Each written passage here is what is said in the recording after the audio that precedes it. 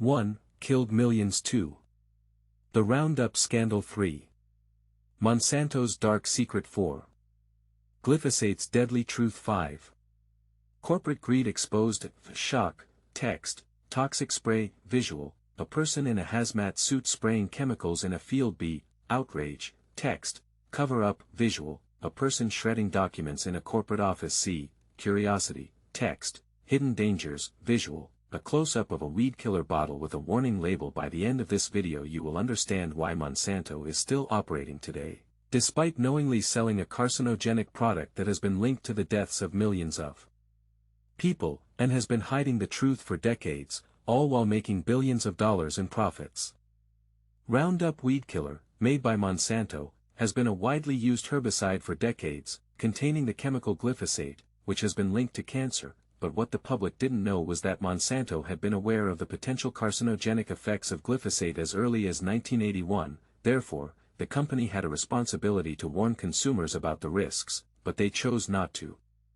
Internal documents show that Monsanto executives knew about the potential carcinogenic effects of glyphosate, but they downplayed the risks, and in 1999, an internal memo discussed the need to neutralize and discredit studies that found adverse effects of glyphosate. Therefore, it is clear that the company was more concerned with protecting its profits than with protecting the health and well-being of its customers, but the truth was about to come to light. In a shocking revelation, internal emails show that Monsanto hired scientists to ghostwrite studies that downplayed the risks of glyphosate, and the company also lobbied regulators, including the U.S. Environmental Protection Agency, to influence their assessments of the chemical's safety.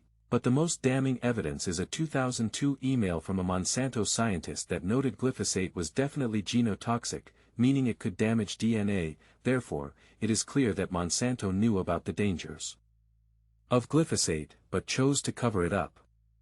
The use of Roundup has resulted in widespread exposure to glyphosate, and thousands of people have come forward claiming that the chemical has caused them to develop non-Hodgkin's lymphoma, a type of cancer. But Monsanto has continued to deny any wrongdoing. Therefore, the victims and their families have been left to suffer, while the company continues to profit from the sale of Roundup, but the tide was about to turn. In 2015, the International Agency for Research on Cancer classified glyphosate as probably carcinogenic to humans, and in 2018, a California jury awarded $289 million in damages to a man who claimed that Roundup caused his non-Hodgkin's lymphoma. But the most significant blow to Monsanto came in 2020, when Bayer, which acquired Monsanto in 2018, agreed to pay $10.9 billion to settle thousands of Roundup lawsuits. Therefore, it is clear that the company's actions have finally caught up with them.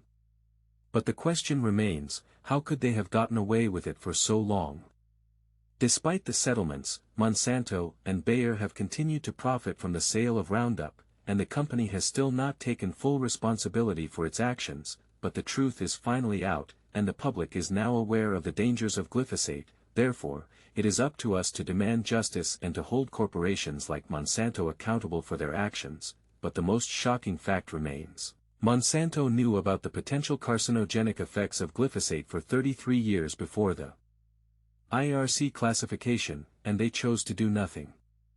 Monsanto had internal knowledge of glyphosate's potential carcinogenic effects since at least 1981, but continued to sell Roundup without warning consumers about the risks, resulting in the exposure of millions of people to a deadly chemical, and the death toll is still rising.